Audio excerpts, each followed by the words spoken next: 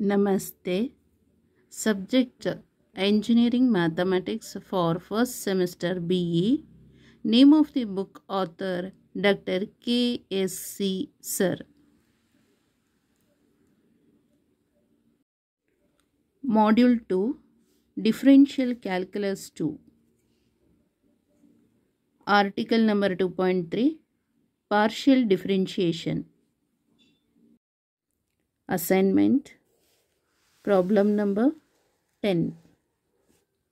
If u equal to function of x by z, y by z, prove that x ux plus y uy plus z uz equal to 0. If u equal to f of x by z, y by z, prove that x ux plus y uy plus z uz equal to 0. Solution for this problem.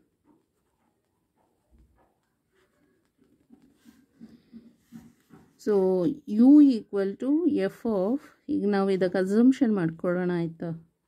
Let u equal to f of, this is p, ಇದು q ಅಂತ assumption ಮಾಡಿತ್ತು ಆಯ್ತಲ್ಲ. So where p is equal to x by z and q equal to y by z anta, y by z. Okay, next partial differentiation of del u by del x. ಇಲ್ಲಿ ux ಅಂತ ಹೇಳಿದ್ರೆ ux equal to partial differentiation of u with respect to x equal to partial differentiation of ಅಂದರೆ del u by del p into del p by del x plus del u by del q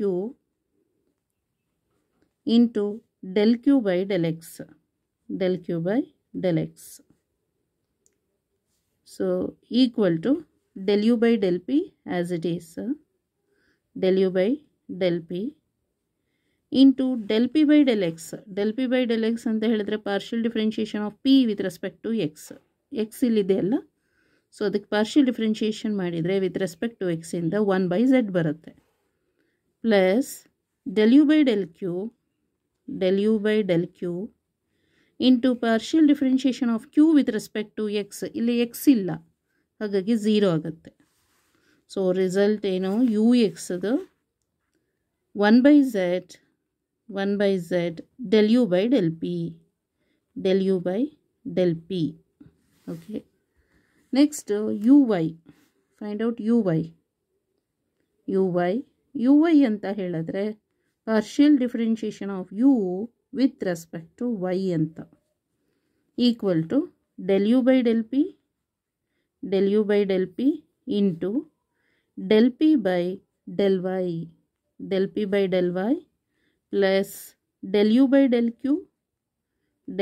del q into del q by del y equal to, ಇಲ್ಲಿ del u by del p ಹಾಗೆ ಬರೆಯೋಣ, del u by del p into partial differentiation of p with respect to y, ಇಲ್ಲಿ y ಇದೆಯಾ ಇಲ್ಲ, so 0, plus del u by del q into partial differentiation of q with respect to y ಇದೆ ಇಲ್ಲಿ ಅಲ್ವಾ, so 1 by z. So that is equal to 1 by z del u by del q. Next uz find out ಮಾಡಬೇಕು. uz ಅಂತ ಹೇಳಿದ್ರೆ partial differentiation of u with respect to z ಅಂತ, partial differentiation of u with respect to z equal to del u by del p into del p by del z plus del u by del q into del q by del z equal to del u by del p ಹಾಗೆ ಬರೆಯೋಣ, del u by del p into partial differentiation of p with respect to z ಇದೆ ಅಲ್ವಾ. So ಅದೇನಾಗುತ್ತೆ -1/z² ಆಗುತ್ತೆ. So ಅಲ್ಲಿಗೆ -1/z² into X is -x/z², -x/z². ಆಯ್ತಲ್ಲ, -x/z² ಆಯಿತು. Plus del u/del q into partial differentiation of q with respect to z ಅಂತ ಹೇಳಿದ್ರೆ ಇಲ್ಲಿ z ಇದೆ, ಡಿನಾಮಿನೇಟ್ರಲ್ಲಿದೆ. ಸೊ -1/z² ಆಗುತ್ತೆ. ಇಲ್ಲಿ ಆಲ್ರೆಡಿ y ಇರೋದ್ರಿಂದ y into -1/z² is -y/z².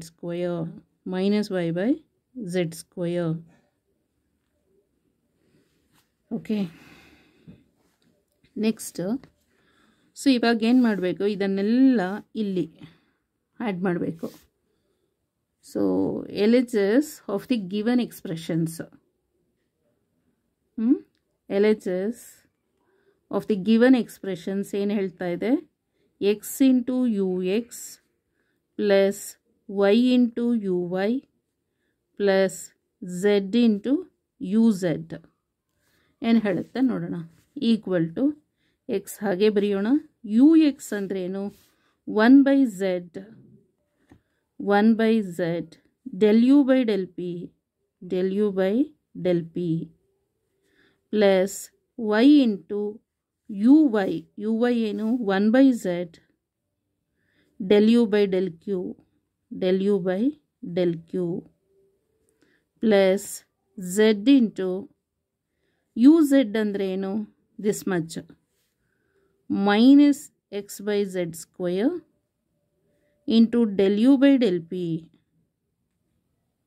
ಇದನ್ನು ಹೀಗೂ ಬರಿಬೋದು, ಗೊತ್ತಾಯ್ತಲ್ಲ. Next plus into minus is -y/z² into del u/del q. Okay, next equal to x/z del u/del p plus y/z del u/del q. Next ಇಲ್ಲಿ ಝಡ್ನ ಇನ್ಸೈಡಿಗೆ multiplication ಮಾಡಿದರೆ ಒಂದು cancel ಆಗ್ತದೆ, -x/z del u/del p. Next again ಈ Z ಇನ್ಸೈಡಿಗೆ multiplication ಆದರೆ Z and one more Z cancel ಆಗ್ತದೆ, -y/z del u/del q. So here positive, here negative get cancel, here positive, here negative get cancel. So that is equal to 0. ಆಯಿತು. So LHS equal to RHS.